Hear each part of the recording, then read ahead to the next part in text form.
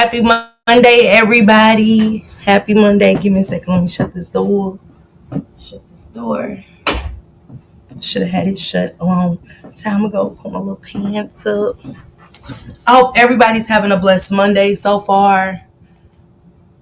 I am. The weather's nice. Copyright disclaimer under Section 107 of the Copyright Act 1976. Allowance is made for fair use for purposes such as criticism, comment, news reporting, scholarship, research, and educational purposes, because we must educate about these monsters. We have to. We have to educate our children. Hey, Barbie. Hey, Time Warp. We have to educate our children in our communities with these monsters. Hey, Miss Francis. Good morning. Happy Monday. Um, Kim Porter was amongst the monsters. And the monster we are talking about today is P. Diddy. Hey, Pretty Trucker, what's going on, Bookie? And drop your link, Pretty Trucker. Y'all, Pretty Trucker's having great conversation over there. Her and Just My Five on her channel. It's a safe place to go for my riders. You know what I'm saying? Go over there and show us some love, and check them out. They're talking about some good topics over there. They talked about Miss Shirley. Have y'all talked about Miss Shirley yet? Pretty Trucker, was it that yesterday or the day before? Because that's a good one. I think that's a interesting story because I want to know what happened to Miss Shirley and stuff. Hey, Adjusted, good morning, sister. Hey, Sage. I want to educate because the Epstein files have dropped. And with the Epstein files dropping, names are flying out of these files. Names all over. Hey, Latasha. She said yes yesterday. So go check out the story that her and Just My Five covered about Miss Shirley. It's interesting. She was a woman that gave back to not just her community, but all communities. She was definitely an angel sent to the homeless community and anybody in need and stuff like that. You'll see her stop in a grocery store, help a family, anything. Hey, Mika, good morning. She said I was ready to hear this one. Yeah, so we all know that Sean Diddy Combs is in jail. The baby oil man. Cassie was wrapped up in it. So many names. But in between the names that was caught up in his escapades, it was so many people that lost their lives as well. Hey, Boo. I gotta mod you up on the backup channel. I'll do that later. But it was so many people that lost their lives due to the corruption and Diddy being overly greedy. And when I say overly greedy, if he wanted something, he felt like he could get it. But it cost people their lives if he couldn't control the narrative of your life. Love you too, Goddess. Thank you, sister, for being a member for 9 months. If he couldn't control the dynamic of your career, you was no good for Diddy. He had to get you out of the way, and it always led to death. Hey, Crow Cotton, I would like to do something with you with files that you just spoke about. Yeah, I'm gonna be doing a part two, maybe Friday, Pretty Chuck, if you're available. Let me know your availability Thursday or Friday because I got some other stories I'm going to be covering, but let me know. And don't forget, y'all, Wednesday, I'm doing Hurricane Katrina. It is Black History Month, and we want to talk about the good, but it was never really good for us as Black people. So I want to touch on a lot of stuff that has happened within Black communities, Rosewood, and so much other stuff, Black Wall Street and things like that. But I do want to keep touching on this Epstein files. His lady, the madam, actually had a trial today. And what she said is unbelievable. Okay? Unbelievable. But we do know that Diddy had his roundabouts with the higher ups. That's how he got to have those parties, those escapades. And what happened to that little girl that Diddy said he adopted? What happened to her? Hey, Lola. Happy Monday, sister. What happened to her? She was there. He said he adopted her, but nobody has seen her since. See, it was a lot of trafficking going on. Kim, how he got Kim is crazy. Because he was once friends to Albie Sure.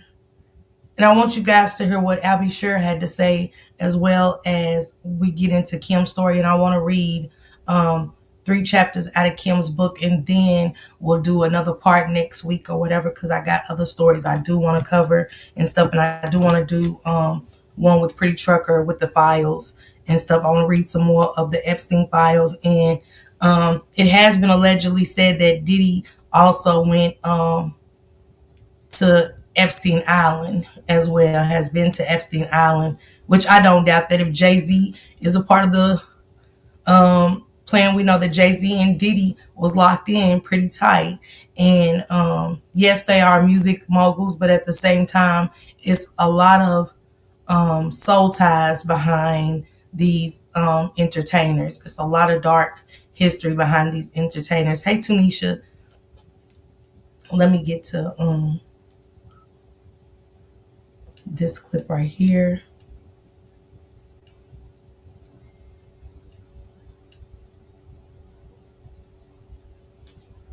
Have to keep in mind that what people were fed and this propaganda against me over the years about, oh, Puffy did this and adopted your kid and adopted this. There's no adoption. None. There's no letter to my father and all that. All crafted by a publicist. And if you hadn't noticed, his name is still Brown. People thought I was absent, things of that nature. It was basically instructed by Kimberly. I was told that Puffy wasn't too happy about anyone who had a relationship with Kimberly. I was very much under, listen, you promise on our son's life, just stay out of the way, don't get involved. Being told, please, don't do that tough guy Mount Vernon shit, you will get killed. Even to the point where I remember, oof.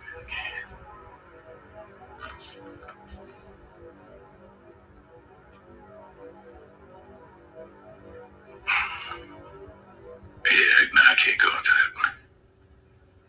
There's legal proceedings going on right now, so this will be. But yeah, I will share that at some point. Let's just say you gotta listen to Kimberly, because not only was she trying to save me, she was putting her own life in danger. To keep in mind that what. And the Diddy documentary, that was Al B. Sure, the father of Quincy and Kim's oldest child, and that was part of what he said in a clip about Diddy. I want to find another one.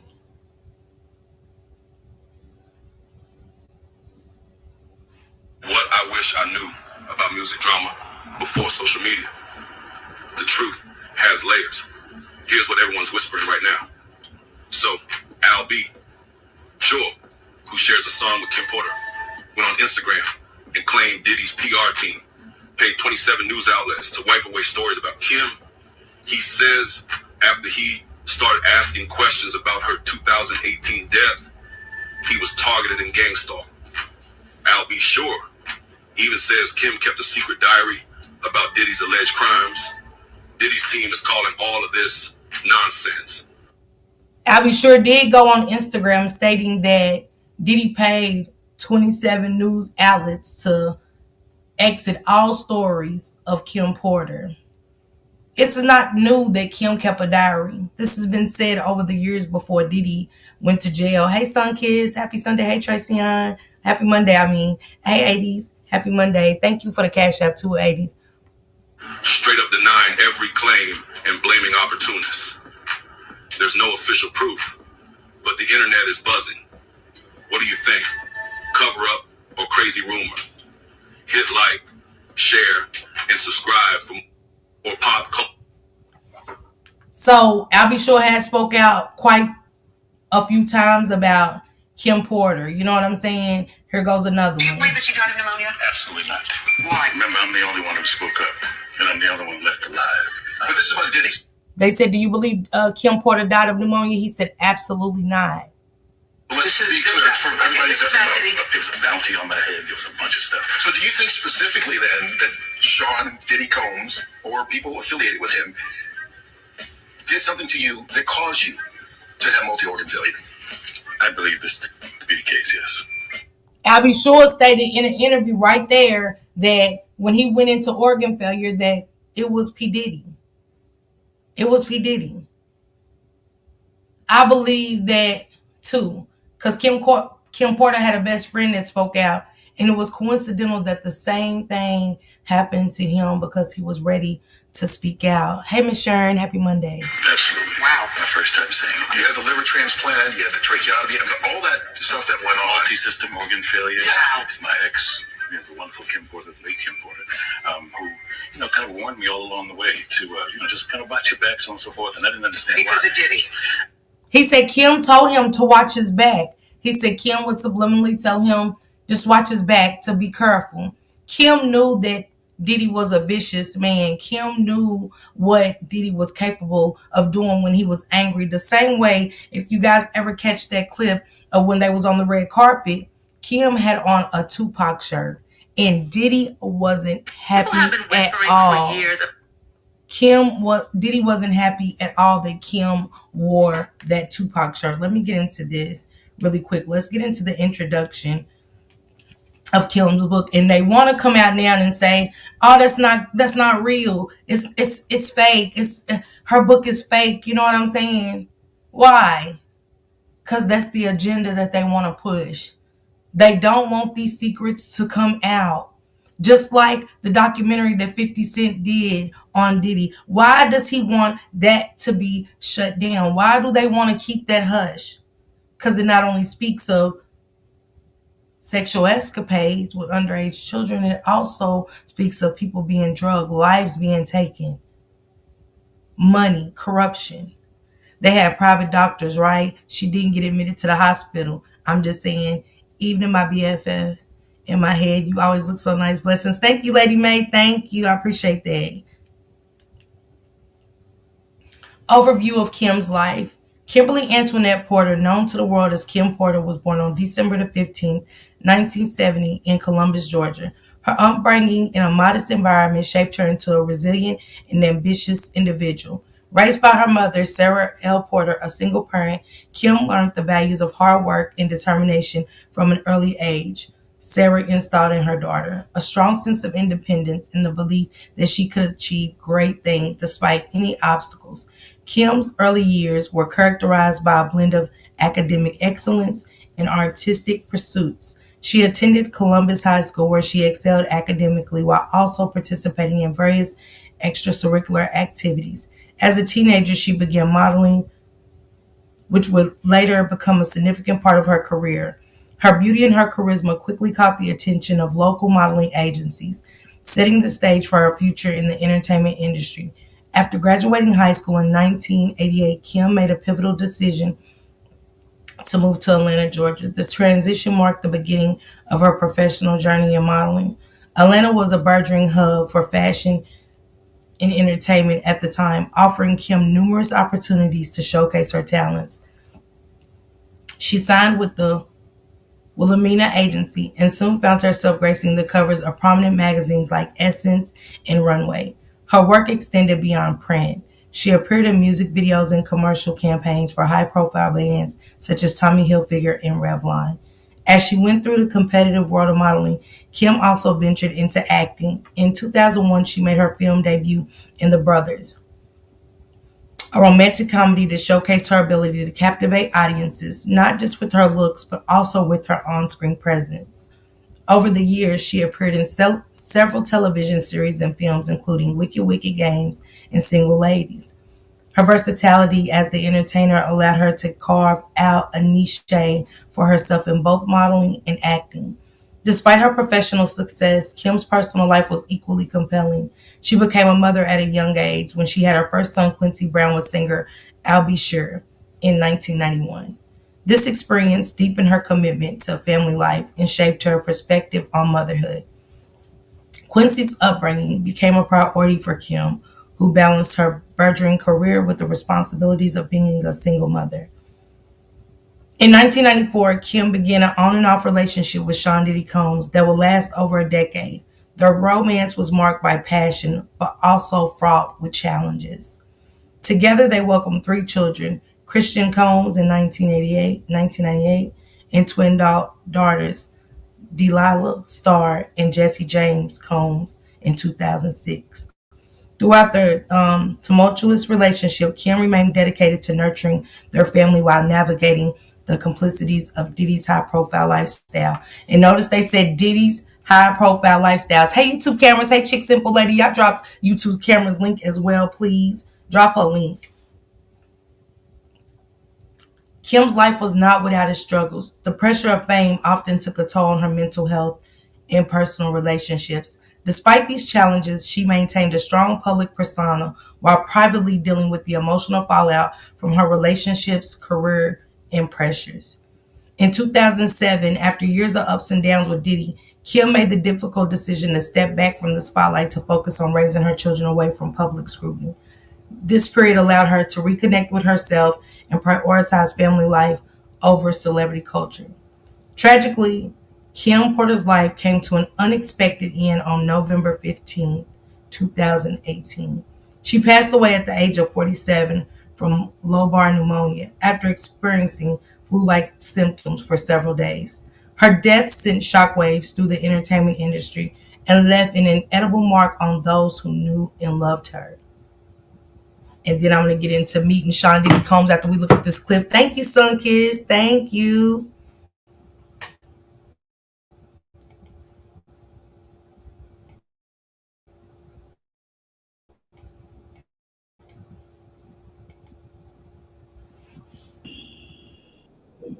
We have breaking news to tell you about now. Model and actress Kim Porter, who shares 3 children with Sean Diddy Combs, has been found dead. Yeah, Kim Porter was found this morning in bed, unresponsive, in the upstairs bedroom of this Toluca Lake home. She was an actress and model, but was perhaps best known for her relationship with Sean Diddy Combs. Just about a half hour ago, we saw an LA County coroner's van leaving the property. Bad breaking news. ET confirms former model Kim Porter has died. She's the ex-girlfriend of Sean Diddy Combs and the mother of his children. She was 47 years old. Kim Porter dated Diddy off and on from 1994 to 2007. So we broke a very sad story yesterday about Kim Porter, the mother of Diddy's 3 children, who died yesterday, and it just seems so odd. She was 47 years old, and just so that was TMZ. Did y'all hear what he said? He said, "It sounds so odd. Hey, Miss Kim, I see you, Mama Kim." She said this was such a sad story. It was. It really was. YouTube cameras. It was, but it was always mystery. Hey, Kiki. Hey, Queen Butterfly. Hey, sisters. It was always questions behind it. YouTube cameras, because when it happened, it was just like so sudden. And not saying that people don't pass away from pneumonia, but it was who she's standing beside in this clip. Y'all see that? Diddy had a dark side, a very dark side, in which money comes power. And Diddy had a lot of power and a lot of connections. And isn't it just coincidental that the same fate of Al B. Sure, who she had a child with, her oldest, and how Al B. Sure stated a lot of times in interviews that Kim warned him to watch his back, and that Kim would say this and Kim would say that, and how Diddy even wanted to be the father of Quincy knowing that Al B. Sure was around. Hey, something sweet. Yes, it was sudden, mysterious, and remember Al B. Sure. Yeah. You know when you can't hold it in no more. But he said he had a bounty on his head. He had a bounty on his head. Al B. Sure had a bounty on his head, but Kim Porter's best friend spoke out. And it's crazy that he had the same thing happen to him. And anybody that dated Kim is no longer living. Is that not mysterious too? Al B. Sure was in love with her. Yeah. I said when I heard it, I knew it was Diddy allegedly. Hey, Chandra. Where's everybody she dated ended up unalived? And let's not forget allegedly that the son by Mia looked just like one of Diddy's partners that ended up unalived. He looked just like him. They try to say it was some street shit, but I know it was some street shit to me. in my opinion, allegedly, it was something that had something to do with Diddy. I'm so glad you went live because, baby, I'm fighting this hangover at work today, okay? Suddenly died. It was really perplexing. Appreciate each other. And we call that picture a secret society. All we ask is trust. I like that. I like It's a secret society. Kim said we call that picture a secret society. It's about loyalty. See, you got to catch the word. You got to go back to these interviews. You got to go back to a lot of stuff to understand what happened to Kim Porter. Admin needs to stay behind bars. He didn't care for nobody but himself. And also the yacht. If everybody remembers the incident on the yacht when he broke her nose. He was very abusive to Kim Porter, allegedly. She said, Wolf, yeah, Wolf. Everybody go back to that documentary that 50 did that's so controversial. That is so controversial. Right? The thing about Cassie was, this is my thing about Cassie, that I think everybody be missing. Cassie might be a part of a lot of the scandals and stuff, but Cassie was a young girl trying to get her music career off. And when you come, and that would be us too, not knowing the industry, really not knowing nothing, just being green to everything. And starting a music career, and we run into Whitney Houston. We run into any of them and we want to become one of the biggest artists ever. At that time, we'd have took Diddy up too. Because we was green to the fact that all these things was happening. How powerful he was, how monstrous he really was. How powerful he was. The secret society that is coming out right now with the Epstein files. In the Epstein files, if you really look close, Omaha Insurance is mentioned. The man that owns Omaha Insurance. Bill Gates. Some of the biggest names alive are mentioned in the Epstein files. And today when Giselle went to her trial, they said, we given all the files. No, you haven't. They can't. Y'all, ain't it funny that Trump hasn't given Diddy immunity and let him go? Being that Diddy is saying nothing about those escapades. All the prominent people that was in the room having those escapades and stuff. And ain't it funny how everybody that was once at that party, they shunned away. They removed themselves from Mary J to Denzel and a lot of other celebrities that we love.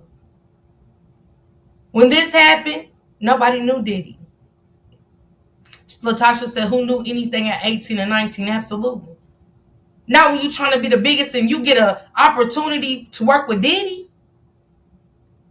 And when y'all go back to the documentary to see how Kim would look at Cassie on that red carpet, you could feel the tension through the documentary.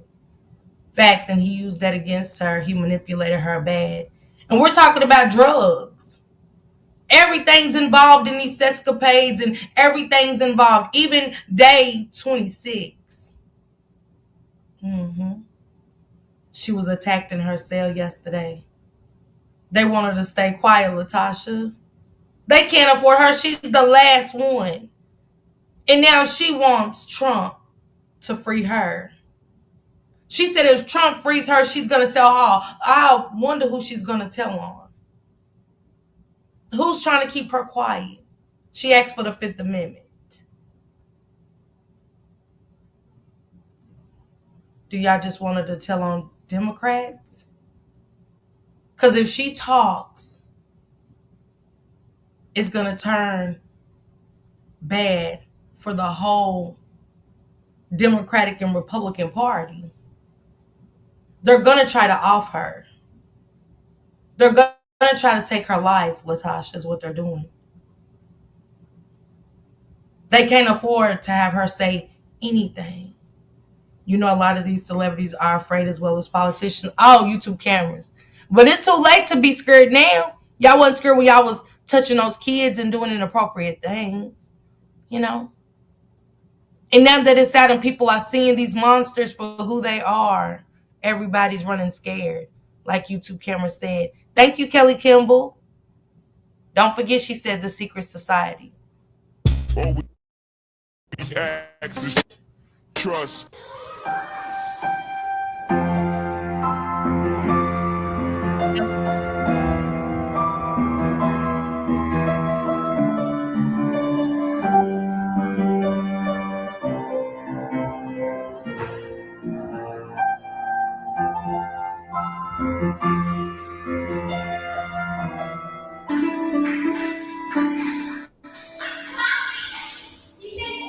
Right, Lady Neil?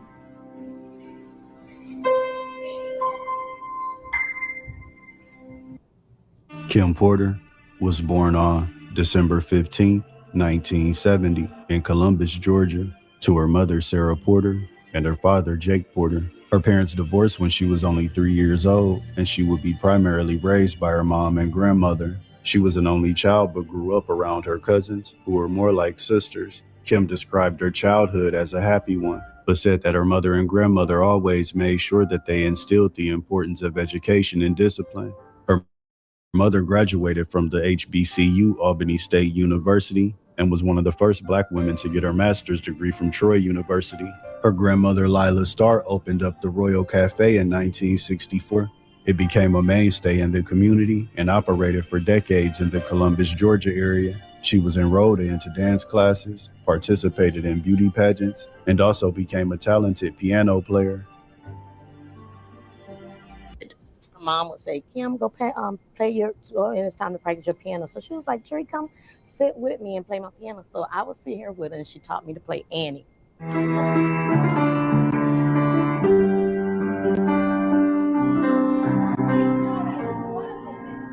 Sing now, sing, do something.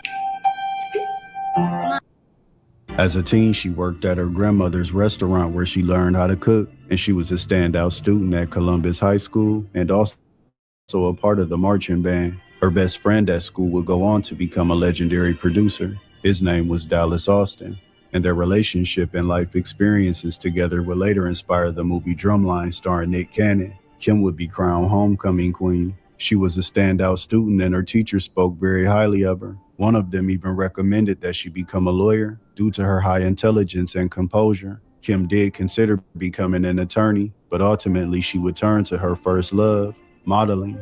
While maintaining a near-perfect GPA in high school, she also attended a local modeling school, which would jumpstart her career in the industry.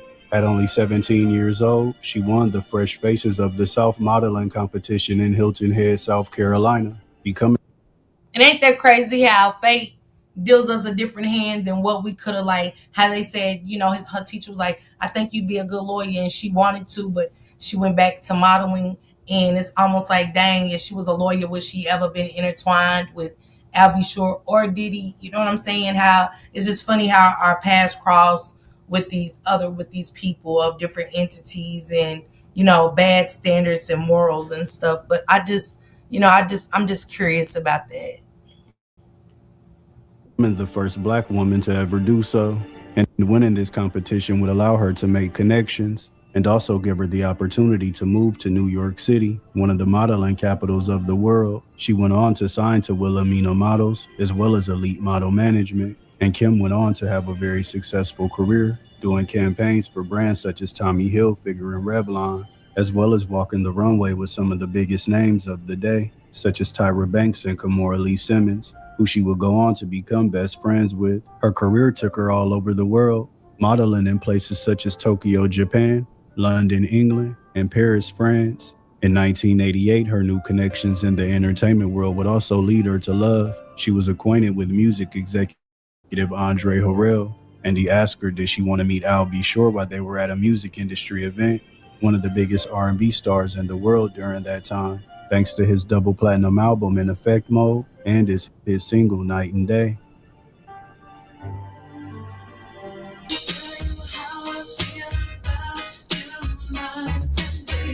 Introduced us, he actually came up to me and he was like, Kim, do you want to meet Al B. Sure? And I'm like, yeah. And I was, whoa. I was like, wow.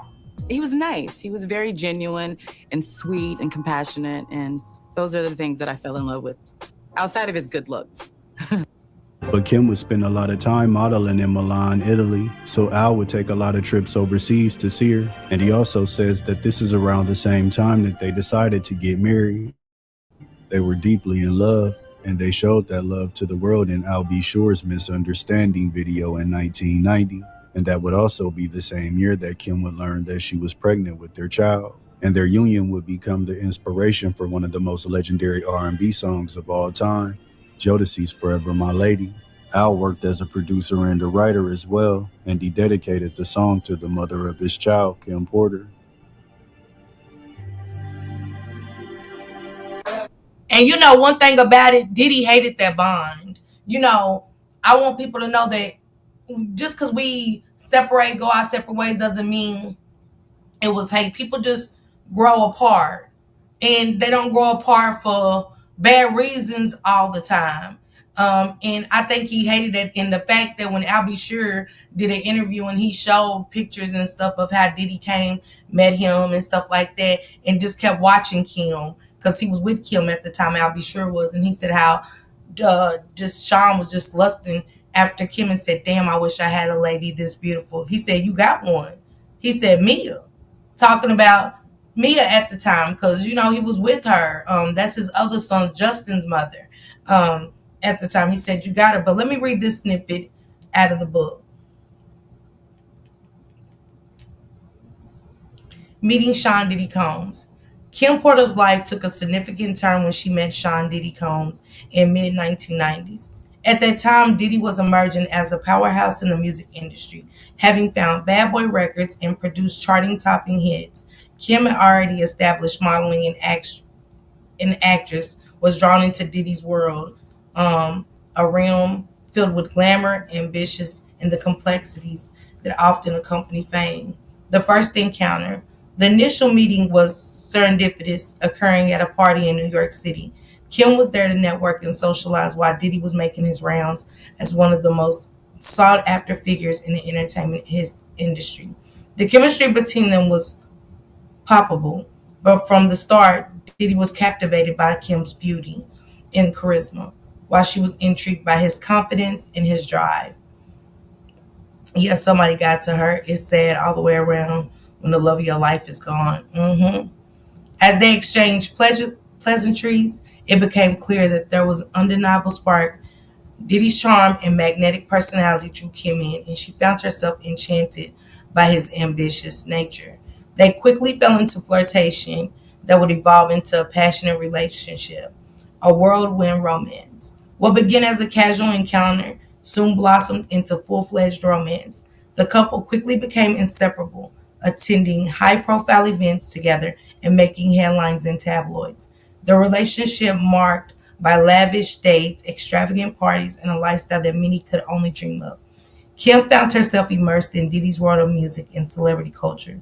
She has attended studio sessions, watched him work on new projects, and even appeared in some of his music videos. This exposure not only deepened their connection, but also provided Kim with a front row seat to the inner workings of the entertainment industry. However, the whirlwind romance came with its own set of challenges. The pressures of Diddy's rising stardom often created tension between them. Kim had to navigate her own career while supporting Diddy's ambitions, leading to moments of conflict and uncertainty. Hey, Ocean Drive, becoming a family. In April 1998, Kim gave birth to their first child together, Christian Combs. This milestone brought them closer together, but also added complexity to the relationship. As new parents, they faced the challenges of balancing their careers with demands of raising a child. Kim embraced motherhood wholeheartedly, often taking on the primary caregiving role while Diddy focused on his burgeoning career. Despite the love for each other and their growing family, the relationship was not without its tumultuous moments. Reports of Diddy's infidelity began to surface, causing strain between them. Kim felt herself grappling with feelings of insecurity and doubt as she tried to maintain her sense of self amid the chaos. The relationship oscillated between periods of intense passion and significant conflict. In 1999, after several years together, Kim made the difficult decision to end the relationship temporarily due to Diddy's infidelities. This breakup marked a pivotal moment for both individuals as they reevaluated their priorities and what they wanted from life. During their time apart, Kim focused on her career and personal growth while Diddy began dating other high profile celebrities. However, they remained connected through co parenting Christian and continued to support each other in various ways.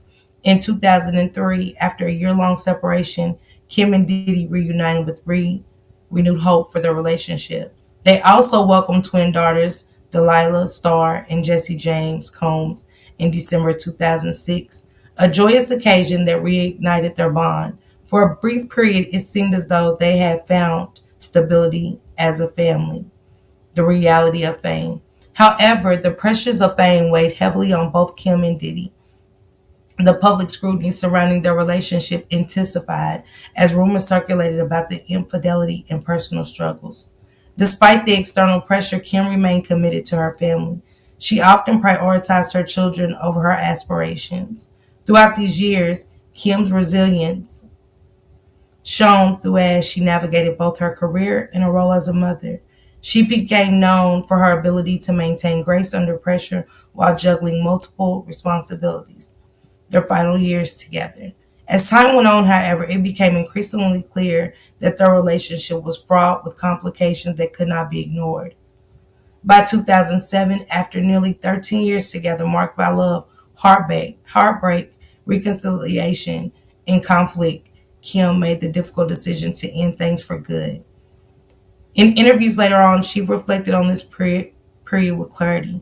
I wanted him to know I wasn't breaking up with him for 2 weeks or maybe leaving for 2 days, she stated, regarding her final departure from Diddy's life.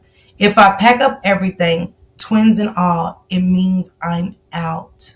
This decisive action underscored her desire for independence and self-identity, beyond being just Diddy's girlfriend. It marked a turning point in her life where she sought something different for herself, a chance to reclaim her narrative amidst the chaos surrounding their relationship. The impact of their relationship. The impact of Kim Porter's relationship with Sean Diddy Combs extended far beyond personal dynamics. It shaped both of their lives significantly.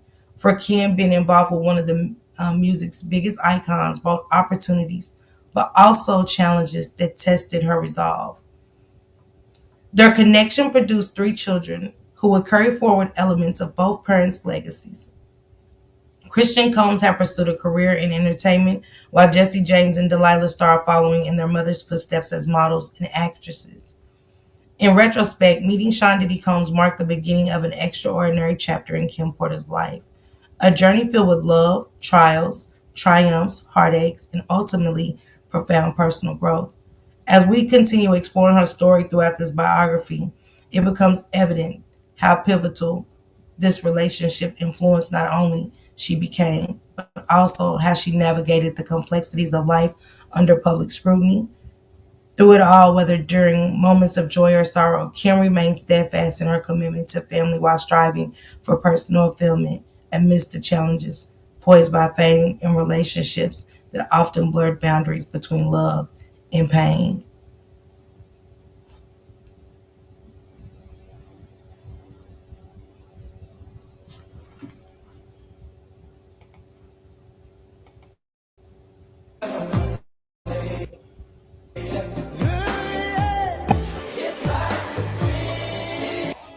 I started to write the song for my lady, and it was about Kimberly.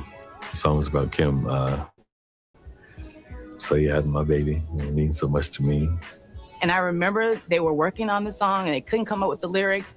And Al looked at me and he was like, "So you're having my baby." And I was like,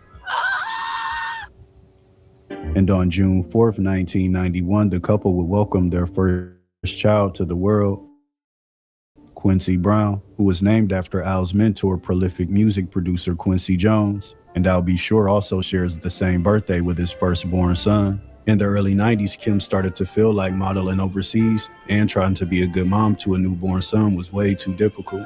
So she took a job as a receptionist in New York City, working at the Uptown Records office for Andre Harrell, and her husband, Al B. Sure, was there as a producer working with the label's musical acts. In late 1991, Kim and Al were at the Uptown offices with their newborn son, Quincy. And this would also be the day that Kim would meet the man who she would forever be intertwined with, a young up-and-coming A&R at the label named Sean Combs, back then known as Puff Daddy.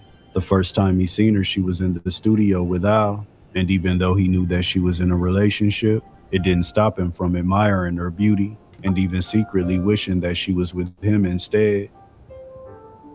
And you know, that's crazy. You know, somebody comes to meet you, you know, okay, P. Diddy's coming. Not that Al B. Sure wasn't a man of his own that set his own lane in his career. But this man is sitting right here, and look at Kim. She's with Al B. Sure in this scene.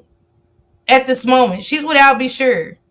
And he's lusting, hey, Jenny, I see you. Hey, Erline, what's going on? You get nothing from a narcissist for free, okay? Ocean Drive, I seen you come in. Tracy SM, fun fact, I went to the same high school as Kim. However, she's 8 years older than me, okay? Yeah, somebody got to her sad all around when love of your life is gone. I read that one. Hey, my mother's keeper, what up, sister? So, yeah, he was lusting after her, wishing that he could have Kim in his life, and he didn't care, you know, about stepping on toes to do it. And that's crazy work, how he sat in this man's face and did what he did. Al had influence in getting Kim a job at Uptown, and Kim became the receptionist. At one point, I was working on Casey and JoJo on one of the soundtracks, and Sean came by the studio. I believe he may have been with his significant other at the time, who was Misa. And I was in the studio with Kimberly, and we had the baby with us at that point, I think, and I was at the mixing board. He walked into the studio, and he looked over, and he saw this really beautiful girl. And she was holding this really beautiful baby. And he said, hey, man, I wish I had a beautiful girl like that. I was like, you do? It's Misa. But during this time, Al B. Sure was a certified star with a lot more influence and a much bigger name than Puff, because even though it seemed like Kim had the perfect family with her superstar husband and her new baby, cracks would begin to show in her picture-perfect life. He fell victim to the trappings of fame, the celebrity status, the money, and the unlimited amount of women. A lot of times they would come right up to him, even if Kim was standing right there, trying to flirt with him and give him their number. The circumstances put a heavy strain on their relationship. And it takes a hell of a woman, let me tell y'all something. It takes, hey, Miss Tip, I see you. Man, I just know the chemistry was unmatched, and he hated that. Yes. You have to be a strong woman when you start messing with somebody and they make it, hey, Natasha, I see you. I wonder if the truth will ever be revealed on her passing. You know, it is being revealed. You know, Al B. Sure is talking. He's speaking out, and other people had came forward and spoke out too, and said what they said. Now, in court, I don't know if Kim's name ever was brought up and stuff in his charge, because I don't know if that was I don't think it had any thing to do with what he was being charged with and stuff. But that's how we feel, that her death was always a mystery and stuff. So I want to read this one.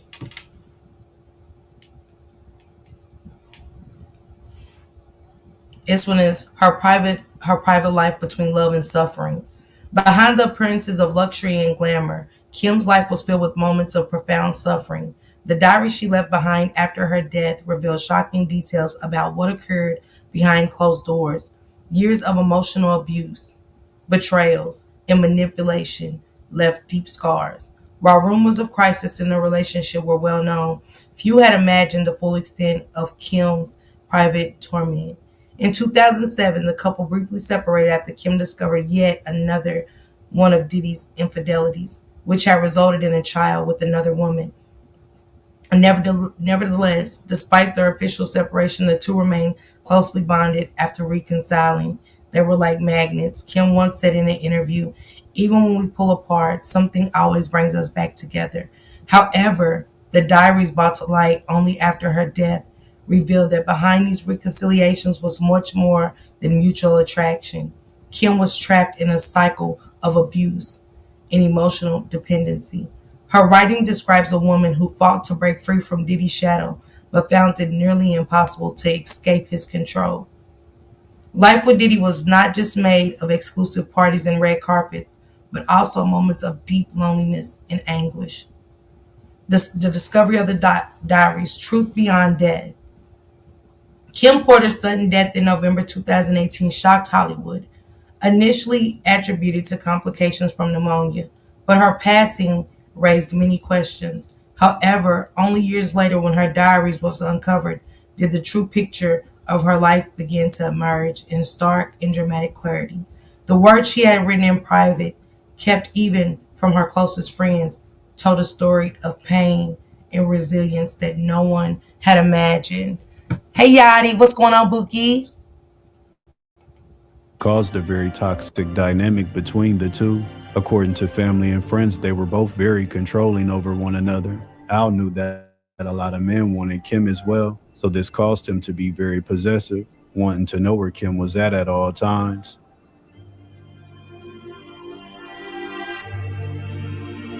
He's controlling her, she's controlling him, she's acting out. It's not gonna work. Al was very jealous. And guys were all over Kim all the time because she was so pretty. So I just remember Al and me talking to him all the time saying, boy, fall back. You know, she's not going anywhere.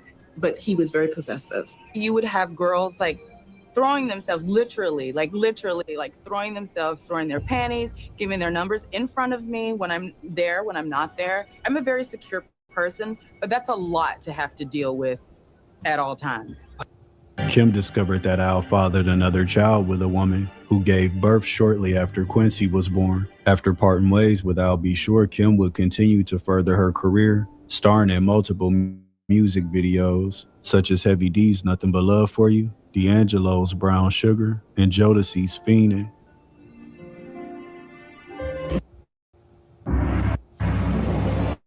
Heavenly Beauty unfolds on stage. Got the man here in charge, Devontae Swings running things, and his leading lady. All right, now did you do all the casting for this?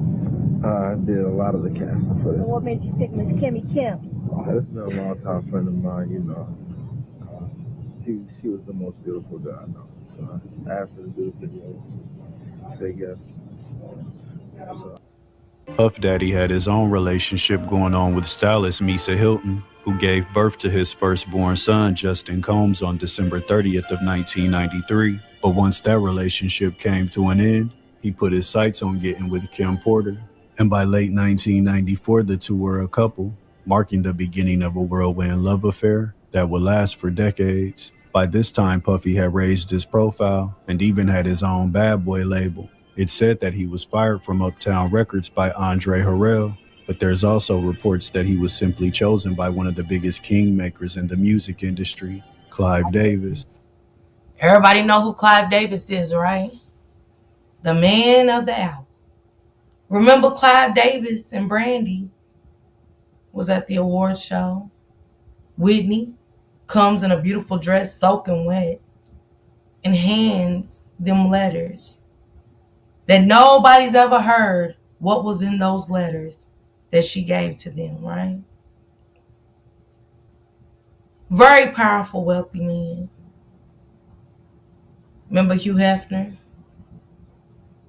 The bunny parties. He was very much a part of those. And we all know that Hugh had those girls at a young age as well, allegedly.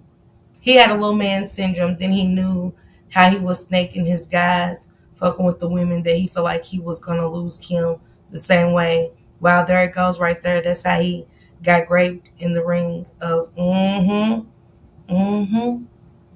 Nobody speaks of Clive Davis. Ain't that strange? Nobody speaks of Clive Davis and the role that he played with a lot of stuff. These diaries were not merely a record of Kim's personal suffering, but a testament to the complexity of her life. Kim was not just a victim, but a woman constantly striving to reconcile her love for Diddy with the need to protect herself and her children.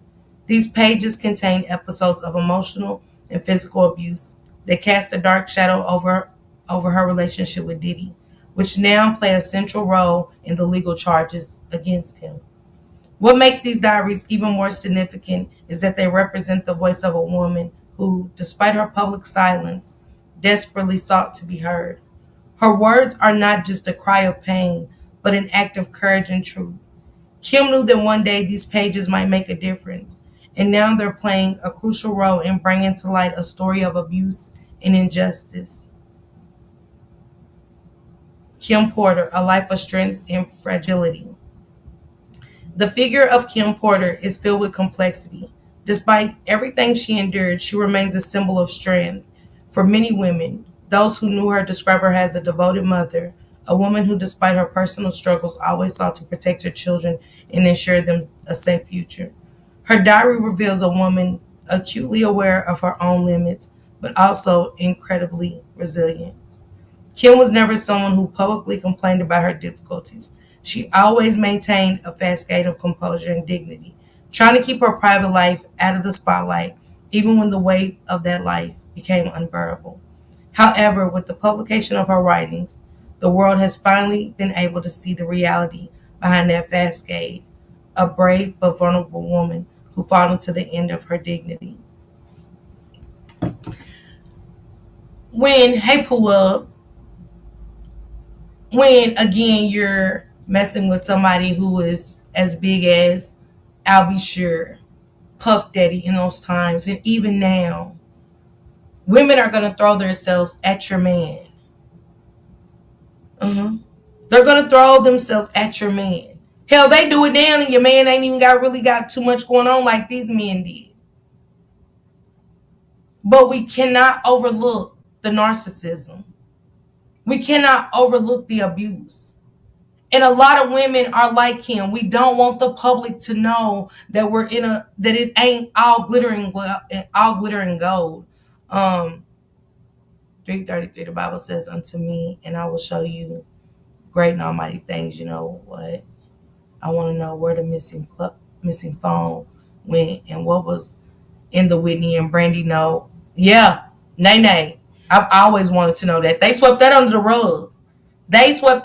rug. And then that same, in a matter of seconds, Whitney's found dead in a tub of water, nay.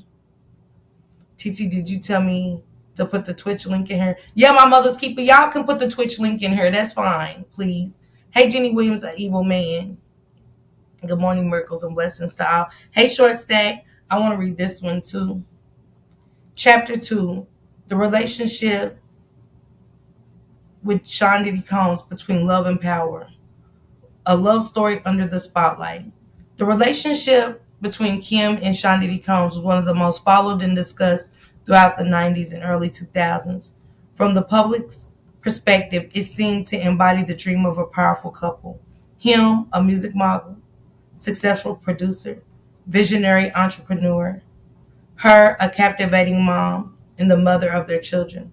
But behind the glamorous cascade of public appearances, interviews, and photo shoots lays a relationship marked by power, dynamics, emotional conflict, and forms of abuse that would only come to light years later.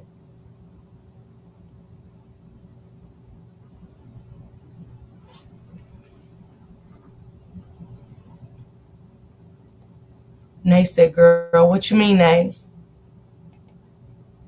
During a private meeting, Puffy convinced Clive to put up the seed money to fund Bad Boy Records and basically erased Andre Harrell as his golden boy and replaced him with Puffy. Kim was there from the label's inception, from the signing of Biggie Smalls and Craig Mack to receiving their first mainstream hit with the platinum-selling single Flavor in Your Ear, and after the release of Biggie's legendary album Ready to Die.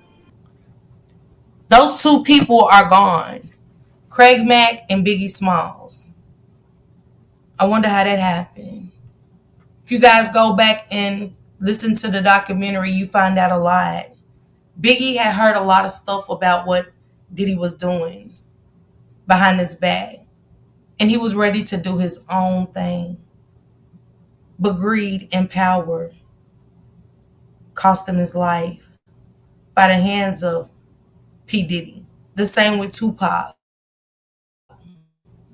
Diddy played in all of that.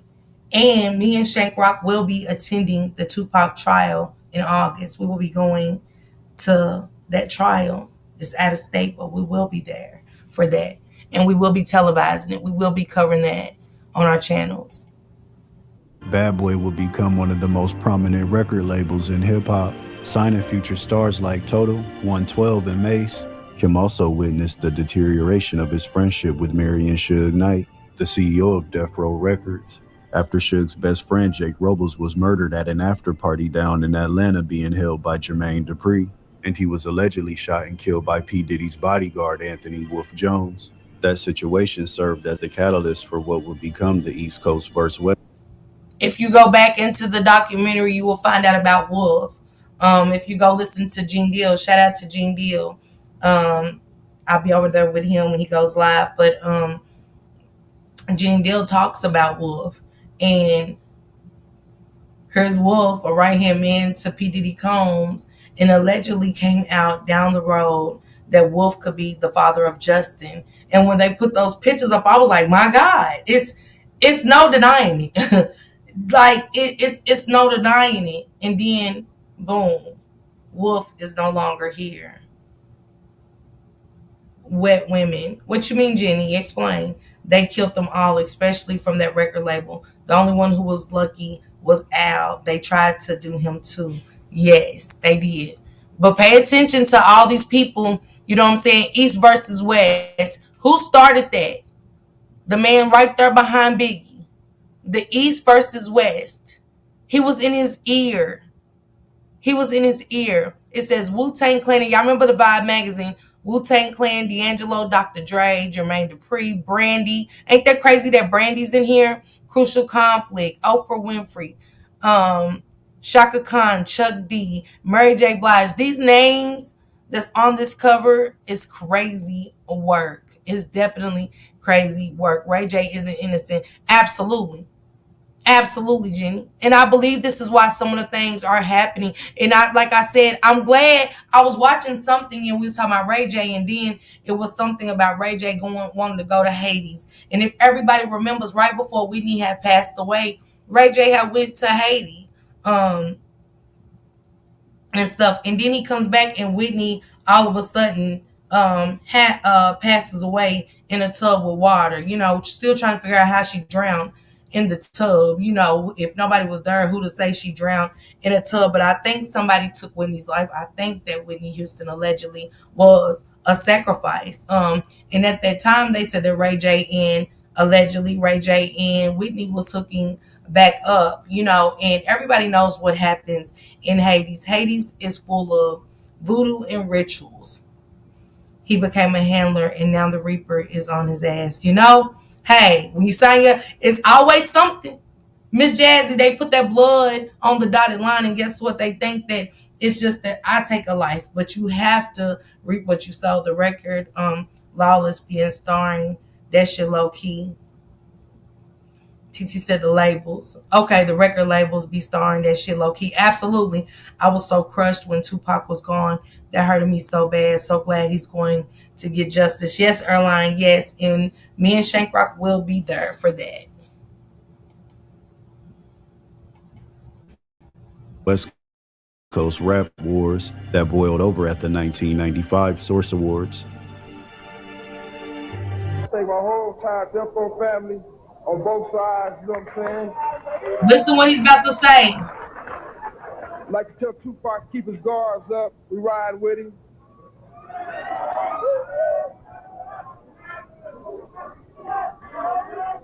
And one other thing I'd like to say, any artist out there want to be an artist and want to stay a star, don't want to have to worry about the executive producer trying to be all in the videos, all on the record, dancing. Come to Death Row. Oh, that was a big statement. I remember that award show. It was so controversial. I loved every bit of the sort. Boy, the hip hop awards was deep that year. Y'all heard me? I'm talking about it. Had me on the edge of my seat when he said that. Cause you think back, Diddy was in all their videos, dancing. He had to be a part of everything. Craig Mack, Biggie, he was there. Who wants that as management? Think about it. The control. Ray J definitely was her handler at the time. I thought it was funny when he was talking about Diddy. Yeah, he was. Yes. Yes. This shit was a statement to Diddy. This was a huge statement to Diddy. And when I say it was the most controversial award show, it was because Diddy was so sneaky. Diddy played a hand into the life of Tupac, life being taken. So don't tell me what a friend won't do. You're sitting here managing Biggie Small. You got him and Tupac going at each other's head while you sit back paying other people to intervene. You're in this people's ear. You're way out in the West Coast in these people's ear. To where he got his own nephew to take the life of Tupac. If y'all watch the documentary, you will see that. How this went down. How everything was taking place. Sunkist said, absolutely. It's crazy how all these singers are being killed by the elites and nothing is being done. When you said about women throwing themselves at your men, yes. But, you know, trials coming for Tupac. That's going to be one of the biggest. One of the biggest. Because now we see, why do you think Diddy wants that documentary taken down? He even had Justin in that bathroom taking a life. So Mia, for you to be a mother and saying that is affecting Justin, you allowed it. You knew what type of man Sean Diddy Combs was. You knew. And as long as the money and the getting was good, you was okay. You was silent. Stay silent. Stay silent. See, this these women again turning a blind eye to the red flags. Allowing her son to be a part of this lifestyle. Being subjected by his father to the lifestyle of women sucking and touching on him at a very young age. Such as Sean Puffy Combs did to Usher. Crazy because the whole time we thinking Suge was the monster, the whole time the monster was sitting in our face. Is diabolical. He was actually talking about Jermaine Dupri. Look up how JD handled Bow Wow after Snoop gave Bow Wow to JD as an artist. Yeah. Hey, Just My Five, and drop your link as well, y'all. Just My Five is an amazing.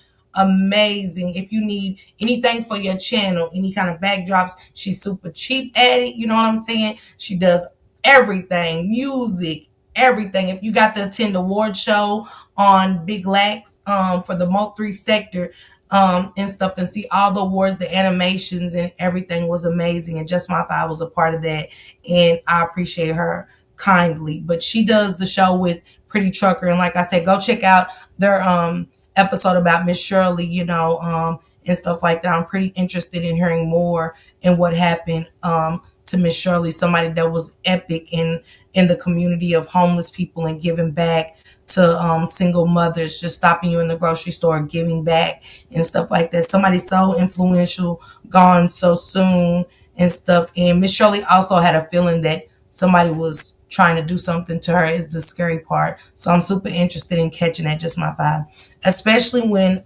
especially that was taking that ass kick in as long as they was getting money. Crazy work. Yeah, Miss Jazzy. And we can't forget, you guys, in the industry, it is dark parts to the industry. It is secret societies and so much more. Again, Cat Williams has been talking about this for years, but it was taken as jokes. Nobody ever took them serious, I think, until they started blackballing and things like that. And that's when people started to open their eyes. It's a shame what they did to that lady. It is. It is just, that's why I want to get into it, just my five. I want to go check you guys out. Multiple people would lose their lives behind the scenes and publicly due to this East Coast versus West Coast war that would result in two rap legends losing their lives at a young age. On September 13th, 1996, Tupac Shakur was shot multiple times after attending a Mike Tyson fight with Suge Knight. There were even rumors that Puffy put out $1 million hit on Tupac. This story was backed up by Compton Crip Keefe D, who was one of the men in the vehicle when Tupac was shot by Orlando Baby Lane. And Orlando was Keefe D's nephew. And if y'all go listen to the interview of Keefe D on a secret recording, he did state how he met Puffy and everything else. One of Puffy's good friends had came to Keefe D ordering the hit on Tupac Shakur. Keefe D will be in court this year in August for the death of Tupac. So me and Shank Rock will be there covering this trial and stuff. Shank Rock is very much into Tupac's death and stuff like that. So I want to support him and be there for him during his time of doing that. And it's monumental. It's going to be historic. You know, we've been waiting for years to see what really happened to who really put that hit out for Orlando to take the life of Tupac. They always try to make it whistleblowers out to be less credible so that the masses brush it off. Yes, she said, yes, Tupac, yes. Hello, Miss Parker in chat. Hey, Tommy, what's going on? Right, and they didn't get paid for the hit, right? I don't remember. I think he did get paid for the hit, but you know, Orlando ended up losing his life as well. And it show you how street shit really goes. Cause look at Keefe D. I'm gonna get my nephew and his crew to take the life, because Keefe D was very big in the streets and out in the West. You know, so to get your nephew and now your nephew's life is gone is crazy work. All these deaths behind somebody wanted to rise into fame, and the only person that rose into fame from all of this was who? Puff Daddy. Puff Daddy didn't even pay for Biggie's funeral. Go back and listen to the documentary. He didn't even pay for Biggie's funeral. How he planned it all out was sickening. It was crazy. And let's not forget that Biggie Small's mother even spoke out. Had Diddy done nothing? So see what the persona everybody puts on when it's lights, cameras, action, isn't that when the cameras cut off? Tupac and Biggie was good friends before Puffy. Absolutely, Sharon. I went to school with Orlando. And Puffy was jealous. Puffy was the type to get jealous, not just over Kim, women he fucked with, but men. You know what I'm saying? It's almost like they couldn't be friends with other people. He wanted to be the only nigga in everybody's life type of thing. I went to school with Orlando. Oh, really, Tammy C? Anderson. And 6 months later, on March 9th, 1997, Biggie would be murdered after attending the Soul Train Music Awards with Puffy. But through it all, Kim stayed by his side when it looked like Bad Boy might not recover after. And y'all, Kim was really good friends with Tupac.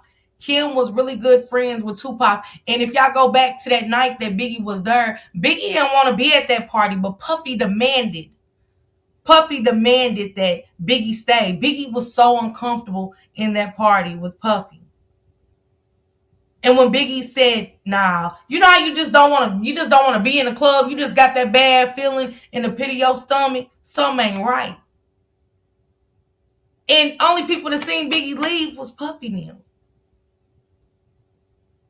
Puffy said that hit to make it look like it was West Coast, and it wasn't.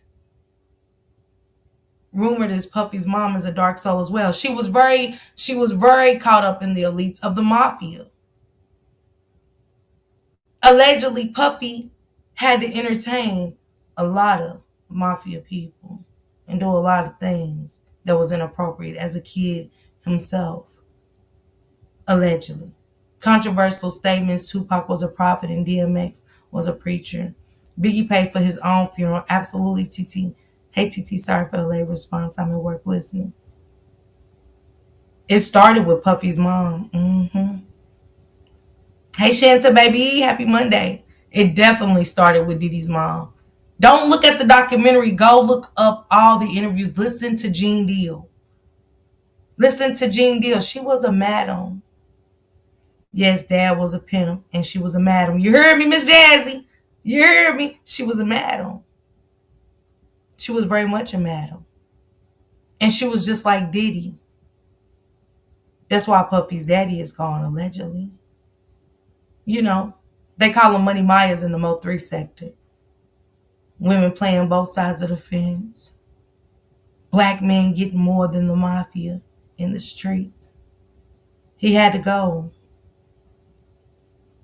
Woman playing both sides, telling what her baby daddy did. Because she was greedy, too. It's where Puffy gets it from. Just like his mother. Like mother, like son. Hey, joy to the world. Sunkiss said facts. He saw a lot at a young age. Oh, yeah. A lot. After Biggie's death, Kim was the one to motivate him to continue on, and Puffy would eventually become the biggest star on the label himself. We always, me and him, we always had conversations, and I'm very close with God, and through our relationship, I was trying to show him how God is his friend, and he was taking in God as his friend, you know, and it was a gradual thing. They always saying God and stuff. Nay, I don't know what you mean by this. She said, I sat in HR behind Whitney because I let my coworkers have it. She was my sister in my head. Dad was a driver of the drug dealer. They said, absolutely, Queen of Shame. Taught him how to rope them in and make them behave. That's why she was teaching Murray the ropes, allegedly. Absolutely. Mom killed Puffy, dad, allegedly. Absolutely. This shit was in his DNA. Yes. He looks like a big bad wolf himself in this picture. Thank you, Sharon. If you got that gifted membership from Sharon, please tell her thank you for grabbing that green jacket for you, okay? Thank you, Sharon, sis. God this, God that. Knowing it ain't nothing but the devil behind them. You heard me? Just demonic entities. And he started understanding. He even had got a scripture, you know, tattooed on his arm, and I have this medallion of Jesus that he went in. He had got the same medallion of Jesus. What did the scripture say? It said, the Lord is the light of my life. Whom shall I fear? The Lord is my salvation. Whom shall I be afraid? When the wicked, even my enemies and foes, came to eat upon my flesh, they stumbled and fell. Listen to all of that. Come on, that sounds demonic. A lot of dark generational stuff in that family. It just sounds demonic. It sounds like some ritual type shit. It just,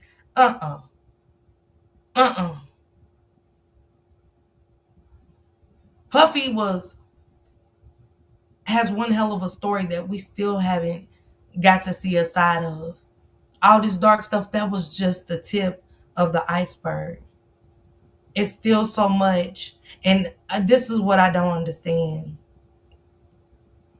Why does it take something to happen, like to get locked up and charges come, when we all start talking about it?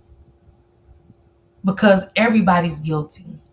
Anybody that held these secrets, that watched him take lives, that watched him inappropriately touch children, and know he was taking lives of these men, and now we talk about it.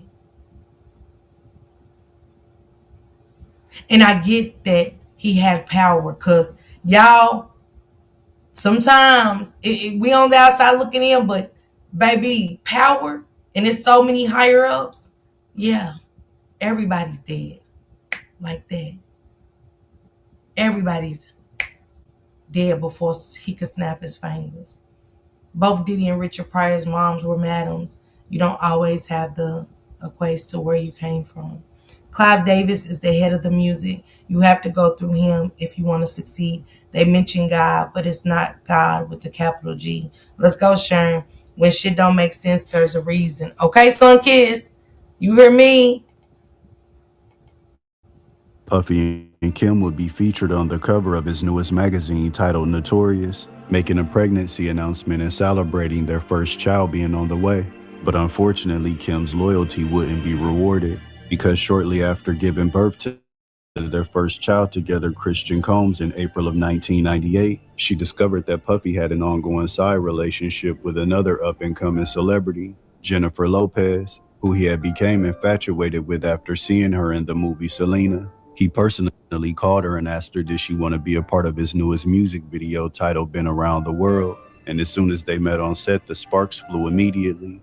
And after that music video, they would begin their affair, all while Kim was at home pregnant with their first child together. Not to mention that Jennifer Lopez was still married to her first husband, Ohani Noah, during this time. Sure. My light bulb went off. I just saw Selena. I said, I know Honey could dance. Let me call her, see if she's with it. He was like, so you used to dance, right? And I go, yeah, I used to dance. And he's like, I think it's time to let people know that you can dance again. And I was like, you know what? You're right. You know?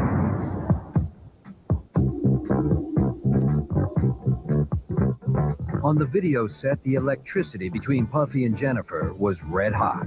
I had my own sparks. You know what I'm saying? You look at Honey, my sparks was just flying all off me.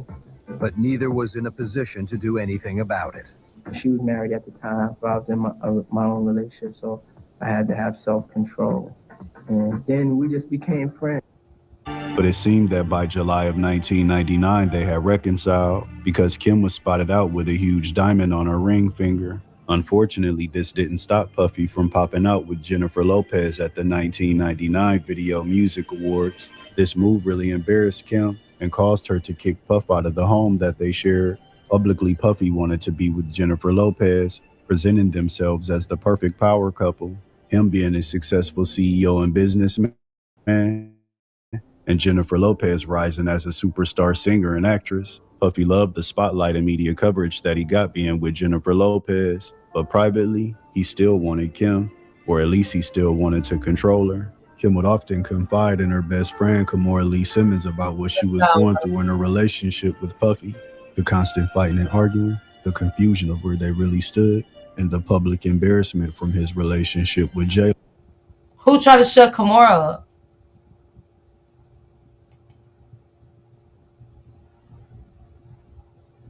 Okay, Selfmade, send it to me on Insta real quick. Send it to me on Insta real quick. I'll cover it Thursday. I'll do a quick update on Thursday. Send it to me. I told my coworkers off when they were discussing Winnie in the lunchroom. My pastor had to talk me off the lid. The fact that her talent was undeniable beyond her mistakes really inspired me. All her ex. Kimora knew. J-Lo.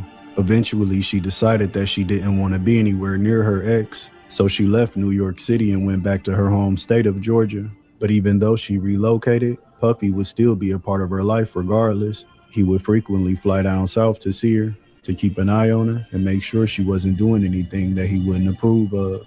Puffy and J-Lo were media royalty during this time, but soon they would be in the middle of a violent controversy because on December 28, 1999, Puffy, along with Jennifer Lopez, his bodyguard Anthony Wolf Jones, along with his newest protege Jamal Shine Barrow, were all partying at Club New York in Manhattan. Puffy bumped into a man named Matthew Scar Allen, a known drug dealer in the area. Words were exchanged and a fight broke out, followed by multiple gunshots, including a woman named Natanya Rubin who was struck in the face. Puffy, J-Lo, and the rest of their entourage ran out of the club into their SUVs. It said that Puffy even tried to bribe his driver while they were on a high-speed chase, telling him that he would pay him a lot of money to say that the gun was his, but the driver refused. Everyone in the vehicle would be arrested and hit with multiple charges, but J-Lo was released almost immediately. This situation put a stain on Puffy's public image, especially after being in the middle of the East versus West beef, where multiple people lost their lives. But with his name in the news headlines connected to a shooting, now that was all in jeopardy. He prided himself on coming off as a businessman and not a thug.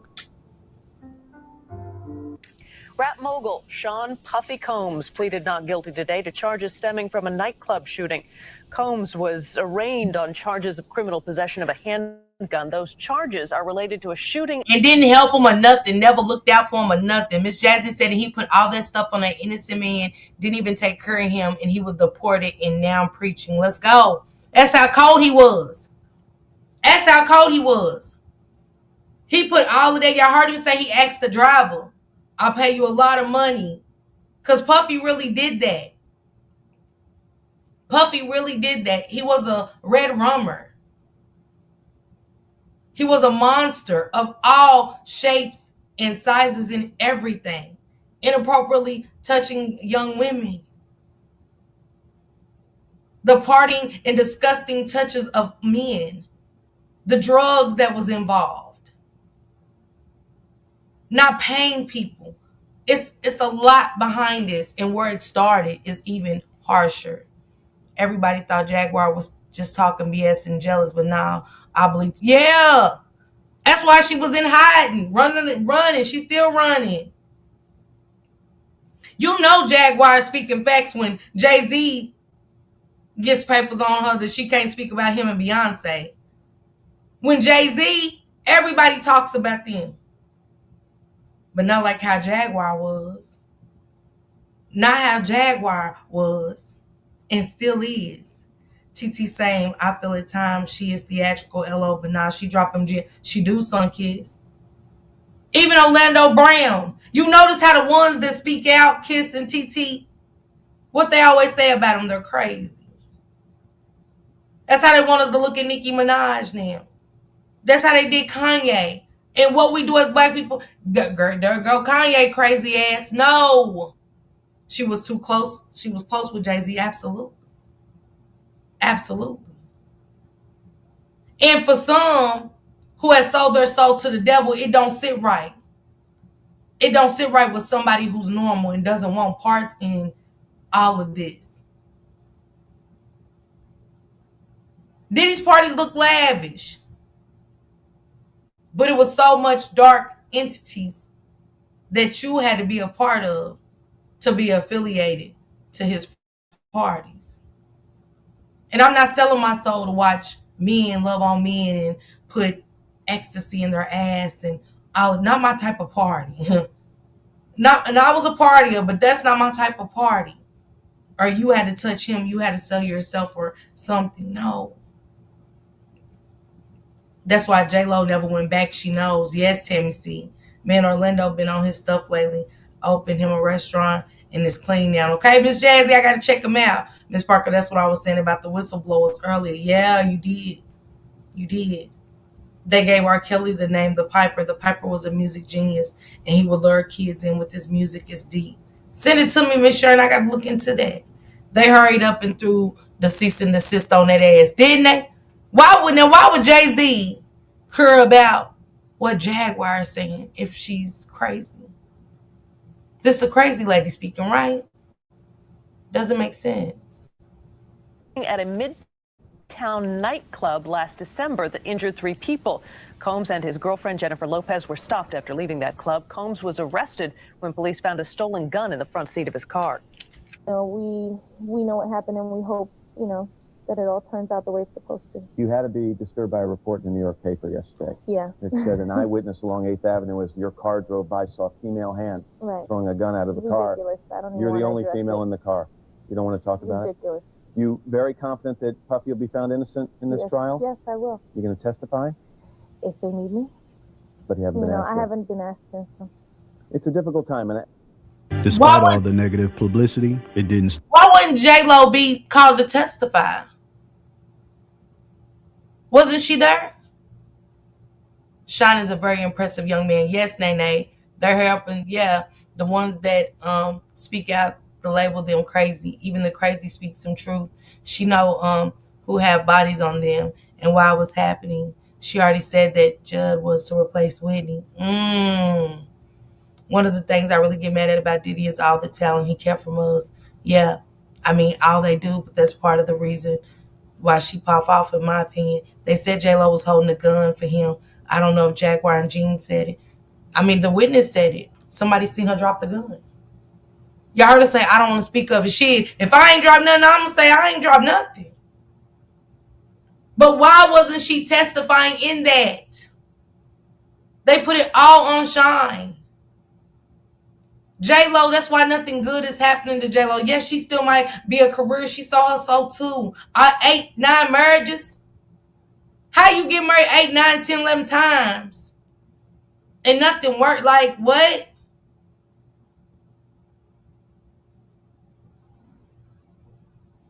Keeping their youth. Y'all think they don't sign on that dotted line with their blood to keep the youth? Pay attention. I know black don't crack, but shit. Let's pay attention to what's really going on.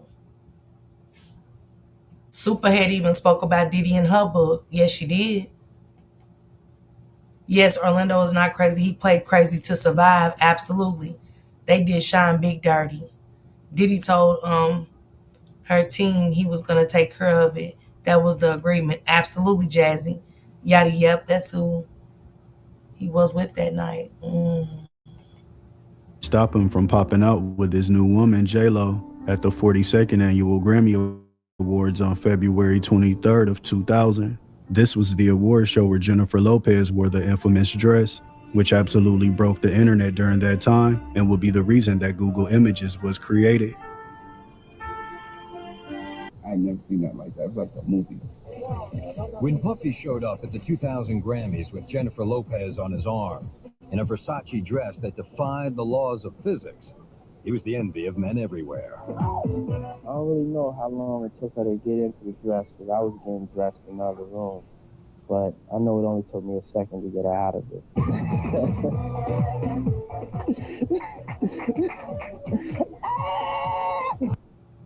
Kim was at home watching the award show with friends, and she told them that Puffy would be calling before the night is over. And just a few hours after the award show ended, the phone was ringing.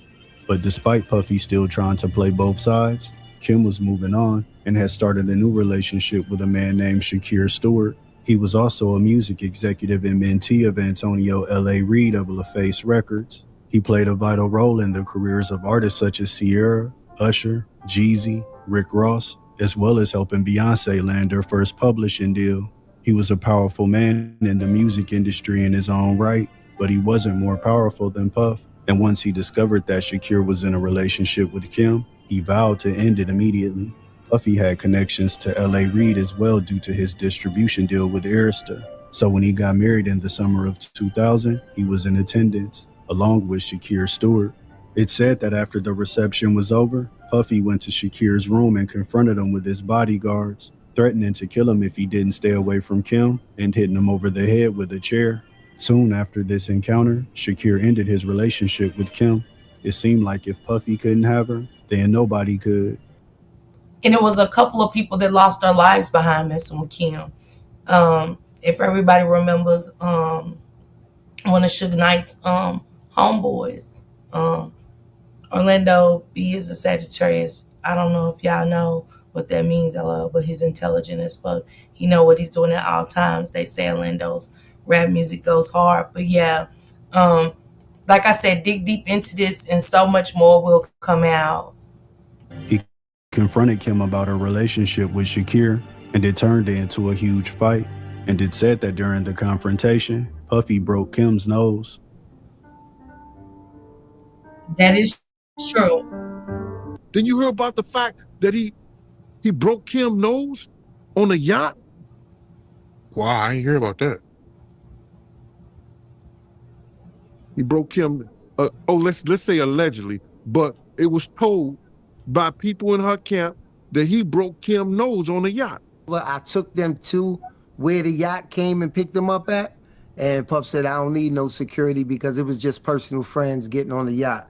And then I picked them up when the yacht came back, and I seen Kim's nose taped up. In early 2001, Jennifer Lopez would break up with Puffy, despite the fact that he played a major role in her rise in the music industry, as well as helping her gain a certain level of credibility within the hip-hop community. In March of 2001, Puff, along with his bodyguard Anthony Wolf Jones, would be found innocent in the Club New York shooting. but his protege Shine was seemingly the fall guy and ultimately sentenced to 10 years in prison. The day after Puffy's victory in court, Kim was sued for child support, ultimately receiving a $4.5 million settlement. It was a very nasty legal battle, but sometimes they would still be photoed leaving court together. According to Kim's lawyer, Suzanne Bracker, she said that during a conference call, Puff Daddy threatened her by saying that he would take care of her later. After all of the legals, wanted to rebrand him to P. Diddy. He wanted to mark a new era as CEO and businessman, a new era in his relationship with Kim, vowing to become a better man and treating her the right way. He went down to Georgia and begged Kim's mom and grandmother to convince her to give him another chance. She said that he told her, "Kimberly, I made a mistake with your mother. We all make mistakes, but you should give him another chance."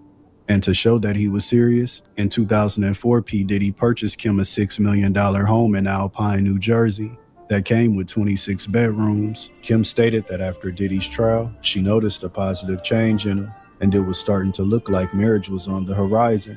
It seemed like they were finally getting to a place.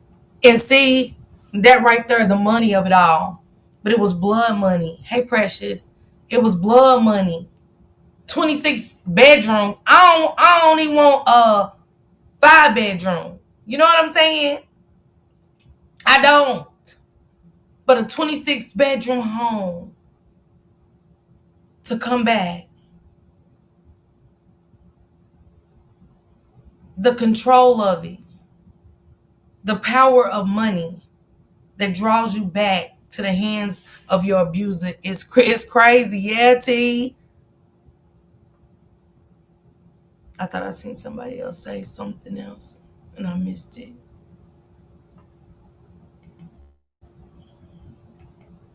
Place in their relationship where they were truly happy. Kim would often appear next to P. Diddy for his Sean John clothing line ads, as well as his fragrance line Unforgivable. She created a company with her two friends called Three Brown Girls that help people make connections in the music industry and beyond. She played a pivotal role in discovering artists such as Janelle Monáe, who credited Kim for helping her get her career started, along with Young Jeezy. Fire music. Shouts out to Kim Porter for that. Rest in heaven, baby. How did it come to be? Kim Porter, which was Puffy's longtime partner. Yeah. She knew one of my. She knew a guy named Block that actually had the group, and at the time I was working with Jazzy Faye. And by 2006, Kim was pregnant with twin girls, and the couple was absolutely overjoyed. Hey, what's up, y'all? We interrupt your browsing for this emergency announcement. This is my girl, Kim, my lovely girlfriend, KP, Kim Porter. It was right there. And the other day, y'all, I woke up in the morning, and I was just looking at my girl. She pregnant right now, as y'all can see. I was just like staring at her, looking at how beautiful she is. You're kind of big. Why are you so big? But not in a way that, she big that would upset her. And I'm just saying, like, she looked kind of big for the amount of months she is. And so I said, baby, I think we need to go to the doctor because you're kind of big. You look like you're ready to give birth right now. And so we went to the doctor. And guess what? Your boy Diddy is a champion. I am a champion. The doctor told me and Kim, and I'm telling you right now, no press announcement, I'm just telling people in my family that I'm having twins. It is official. Yes, two more Combses. 2. Where are y'all in trouble now? That same year, they appeared in Essence magazine. It was meant to uplift P. Diddy's public image, as well as celebrate his love with Kim Porter and the arrival of their 2 new baby girls. But it would quickly turn sour. After the interviewer asked P. Diddy when was he gonna marry his longtime girlfriend, Kim Porter, he responded by saying that he was still working on becoming a better boyfriend and how he wasn't ready to be a husband yet, even though he knew in his heart that Kim deserved to be a wife. She was forced to put on a brave face during the photo shoot because by this time she was already aware that P. Diddy had fathered another child outside of their relationship. and it was during the same time that she was pregnant with the twins. The other woman's name was Sarah Chapman, and what made this selection interesting by P. Diddy is that she allegedly had romantic ties to his old rival, Tupac. Despite the embarrassment of her boyfriend getting another woman pregnant, Kim still tried to work things out. But soon another woman would enter the picture, and she would prove to be the death blow in Kim's relationship with P. Diddy, a 19-year-old dancer and singer named Cassie Ventura. She was discovered by music producer Ryan Leslie, who was also her boyfriend during this time. He stated that when they had a meeting with P. Diddy to sign the contracts, he wasn't paying him any attention and was staring at Cassie the entire time. Y'all see? Y'all see it? Ain't that how he did Al B. Shore with Kim? A repetitive cycle. Sitting in these men's faces. Playing the part of the creepy little monster that he is. Sharon said if R. Kelly wouldn't have asked for his masters, he would be out of jail. Puffy wanted out of the deal with his liquor line, he would be out of jail as well. Miss Jazzy said she shouldn't have gone back. Lord, he really wanted J-Lo. The way she broke up with him would have made him look stupid. And see, she had already, don't forget she done went back to Atlanta, but her mother, give him a chance. Go on back. He can provide for you, daughter. Go back. As a mother, we need to stand with our daughters regardless how well a nigga take care of her. When I see a man in red, when I see a red in my kids' relationships, I tell them what I see and let them make their own decisions. Let's go, Sharon. Regardless how well a nigga will take care of our kids. You said it perfectly clear, Sharon. Jason said facts, that money train, Lord. In trouble now, and I can't take that either way. What he already had in mind to raise them boys up like him, demonic. Or I mean, simple double the trouble. You never know with his ass. Yes. And I dropped the link to this video, you guys. You guys go ahead and finish checking the rest of this video out. The timestamp on this video is 27:56. It's 43 minutes and 13 seconds long, but it's only 27 minutes and 56 seconds. You guys check it out.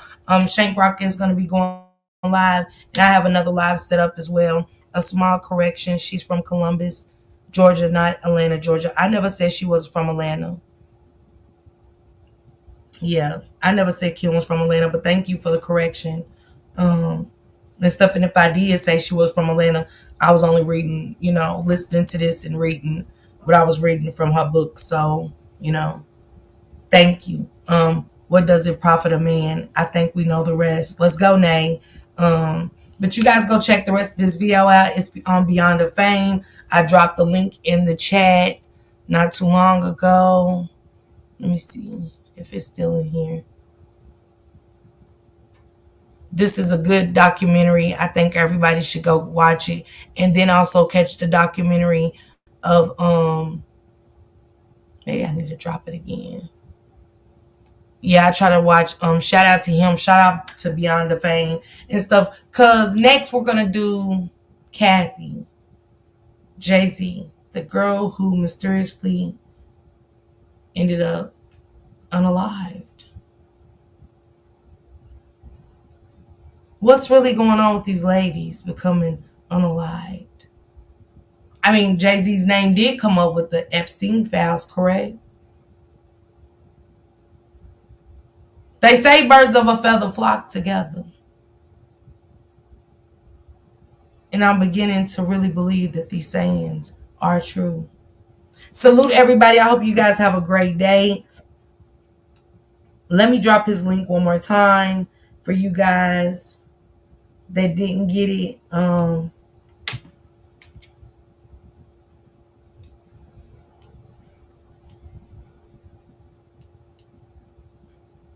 Yeah, we're going to be doing Kathy White, the tragic death of Jay-Z's mistress. That will be next. She moved to Atlanta. Wow. Yeah, we're going to be doing that one next. So tune in. I will probably cover that Thursday after I do the Quintani updates and stuff. So, because we're going to get to it.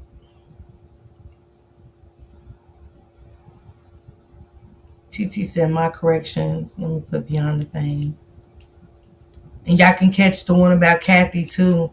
That way y'all can be caught up with me with it and stuff like that. My correction to kids, was he going to raise them like him? So-called mother, madam, talking about the trouble. You know, it's crazy because when I see the girls and they're modeling and how they dressed, I was like, my God, you know. And I know in modeling, it's that world of dressing how you dress, but it was their age and I just didn't like it. It was so inappropriate. Sad either way. That's why Al was trying to get a hold of Quincy. Yes, Jazzy. He really was. But I dropped the link right here, you guys, Beyond the Fame. You guys make sure to go check this video out, Beyond the Fame. And it is the mysterious death of Kim Porter, you know. So I want you guys to check it out. Like I said, the timestamp on it, we leaving off at 27:56, 27 minutes and 56 seconds. It's very interesting. We're going to be doing Kathy White on Thursday, guys. So pull up Thursday, and I will be back at 8. I was going to go live at 6, but I want to kind of relax and get my mind together. I'll set that for tomorrow and stuff like that. I want to talk about another case tomorrow and go from there, and then I'll do my 6 o'clock live because I won't have nothing set at 8. But pull back up for the Nasiah Harris live. I kind of want to touch on some things that I missed, and I want to build a connection with you guys to show you how real and deep stuff really was with this case. That either way, yeah. My first relationship was like Kim and Puffy. My mom said those same words. I told you to date him. That nigga said he was going to unalive himself. I told my mom, tell him I'm sending him some bullets. Oh my goodness, Sharon. She's sister. Thank you guys so much for the super sticker, super chats, the memberships, being a member, keeping your green jacket for a while. Thank you, Miss Sharon, for always gifting somebody a green jacket. Man, please keep it. It's still chilly outside, okay? I reached 4 of my 5 goals, which is cool. It's all good. It's an incentive given to us by YouTube, you know, to make more money on our channels and also to push these stories in the algorithm. When you hit that like button, it pushes the stories. And with these Epstein files out, we're going to be coming back with part 2 of that. I hope Pretty Trucker joins me when I do the part 2 of that. Create a great day, all. Thank you, Nene. Thank you for joining us today.